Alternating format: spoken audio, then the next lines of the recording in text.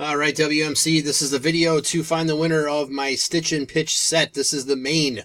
So we'll check the time, April 24th at 8:14 p.m. I'm going to go over to the raffle and type live.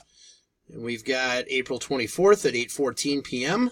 There is the list of our 100 entries, including all of our mini spots. We're going to do 3 dice, 8 or higher. We're just going to randomize names, and then whoever's on top after the final roll is our winner. So because it's 100, we're going to do 3 dice, 8 or higher. So here we go. And that is 6. That's not going to work. And that is 8. 4, 6, 8. So here we go. 8 times.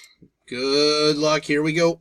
1, 2, 3, 4, 5, 6, 7, last and final. Here we go. Good luck. It is Wade. Spot 59 is your winner.